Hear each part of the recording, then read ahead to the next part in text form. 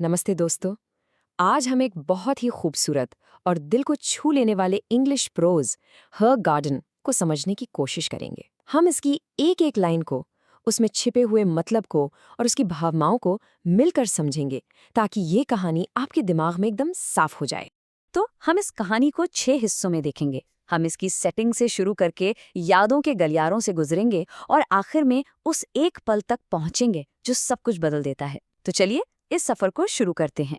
कहानी की शुरुआत में ही लेखक हमें जगह और समय का एहसास कराता है। वो हमें मैनहट्टन के एक बगीचे में ले जाता है, लेकिन उसका दिल और दिमाग कहीं और है, अपने अतीत में, अपनी यादों में। इस लाइन को देखिए, I am in another country, मतलब मैं एक दूसरे देश में हूँ। और फिर thousands of miles from where grandmother lived and died, यानी उस जगह से हजारों मील दूर जहां मेरी दादी रहती थीं और गुजरी थीं। पहली ही लाइन में लेखक ने दूरी, यादें और एक बिल्कुल नई जगह, इन तीनों बातों को हमारे सामने रख दिया है।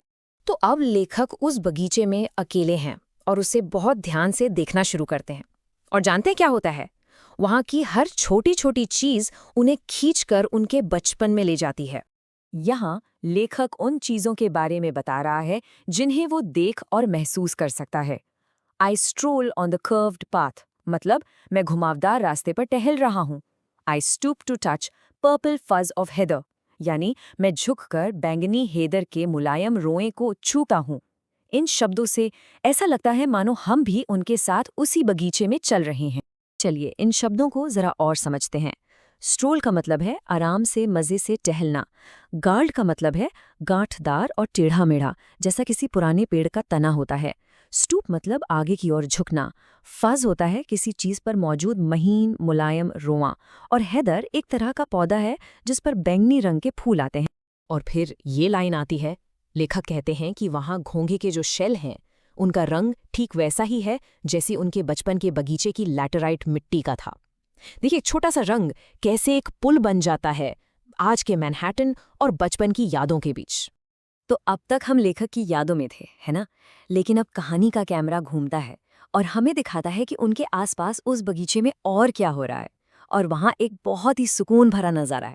सोचिए जरा इस सीन के बारे में। पास में एक बच्चा खिलखिला रहा है जिसे उसकी माँ ने सीने से लगाया हुआ है, और उनके पास से एक इंद्रधनुषी पंखों वाला ड्रैगन फ्लाई उड़कर जाता है।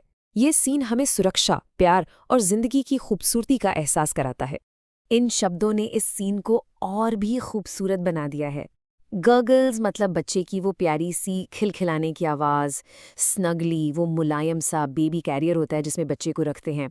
इरिडेसेंट का मतलब है ऐसा रंग जो रोशनी पड़ने पर बदलता है, जैसे मोर के पंख। और ग्लाइड्स मतलब आराम से हवा में तैरते हुए जाना। लेकिन जैसा कि अच्छी कहानियों में होता है, ये शांति और सुकून ज्यादा देर तक नहीं टिकता। अचानक इसी खूबसूरत बगीचे में एक बिल्कुल अलग, एक कठोर सच्चाई सामने आ जाती है। लेखक एक बच्चे को देखता है और वो उसके बारे में क्या बताता है? ये कि उसके कपड़े कम से कम 2 साइज बड़े हैं और उसके जूतों के फीते घिसे हुए और टूटे हैं। लेखक ने सिर्फ ये 2 बातें बताई और हमें उस बच्चे की गरीबी का पूरा अंदाजा हो गया। और फिर ये दिल तोड़ने वाला पल। वो अपने पंजों के बल खड़ा होकर कूड़ेदान में कुछ ढूंढ रहा है। उसे एक आधा खाया हुआ सैंडविच मिलता है और वो उसे कस कर पकड़ लेता है। यहाँ रूटिंग और क्लचेस जैसे शब्द उस बच्चे की भूख और बेबसी को दिखाते हैं। तो अब देखिए, एक ही बगीचे में 2 दुनियाएं हैं। एक तरफ सूरज की रोशनी, खिलखिलाता बच्चा और माँ का प्यार है, और दूसरी तरफ उसी जगह कूड़ेदान, बचा हुआ खाना और गरीबी है। साहित्य में इसे जक्सटापोजिशन कहते हैं, जब 2 बिल्कुल उल्टी चीजों को एक साथ रखकर एक गहरा असर पैदा किया जाता है। अच्छा, अब सोचिए ये सब देखकर लेखक ने क्या किया होगा। ये जो पल भर की मुलाकात थी, उसने लेखक पर क्या असर छोड़ा? चलिए देखते हैं। लेखक कुछ नहीं करता। वो बस चुपचाप एकदम स्थिर खड़ा रहता है ताकि वो बच्चा डर ना जाए, और वो उसे तेजी से भागते हुए देखता है। और लेखक ने उसे भागते हुए कैसे डिस्क्राइब किया है? अ ब्राउन स्ट्रीक ऑफ लाइट, यानी रोशनी की एक भूरी लकीर की तरह। ये एक बहुत ही पावरफुल मेटाफर है। तो ये मेटाफर क्या होता है? ये एक लिटरेरी डिवाइस है जहां आप एक चीज की तुलना किसी दूसरी चीज से करते हैं।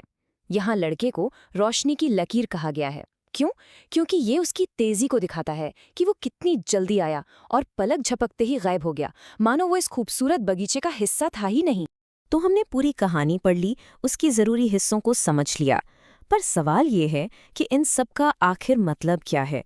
लेखक हमें क्या महसूस कराना चाहता है? चलिए, अब इस कहानी के गहरे मतलब को समझते हैं। इस कहानी में कई ज़रूरी थीम्स हैं। पहला, एक ही जगह पर खूबसूरती और दुख का एक साथ होना। दूसरा, गरीबी और सामाजिक अदृश्यता, मतलब वो लड़का जिसे कोई नहीं देख रहा है। तीसरा, एक पल की ताकत जो आपकी सोच बदल सकती है। चौथा, मासूमियत और मुश्किलों का आमना सामना। और पांचवा, यादें और जगह के बीच का गहरा रिश्ता। और सबसे ज़रूरी बात, ये कहानी हमें कोई सल्यूशन या जवाब नहीं देती। ये बस दो अलग अलग दुनियाओं के टकराने का एक पल हमारे सामने रख देती है और उसका असर हम पर, यानी पढ़ने वाले पर छोड़ देती है। इस कहानी की असली ताकत यही है कि ये हमें सिर्फ एक गवाह बनाती है। और आखिर में ये कहानी हम सब के लिए एक सवाल छोड़कर जाती है। जब हम अपनी ज़िंदगी में ऐसा कोई पल देखते हैं जब दो दुनियाएं टकराती हैं, तो हमारी क्या जिम्मेदारी बनती है? इस सवाल पर ज़रूर सोचिएगा। इस कहानी पर मेरे साथ विचार करने के लिए आपका बहुत बहुत शुक्रिया। अगर आप ऐसे ही और लिटरेरी एनालिसिस देखना चाहते हैं तो प्लीज़ सब्सक्राइब करें। धन्यवाद।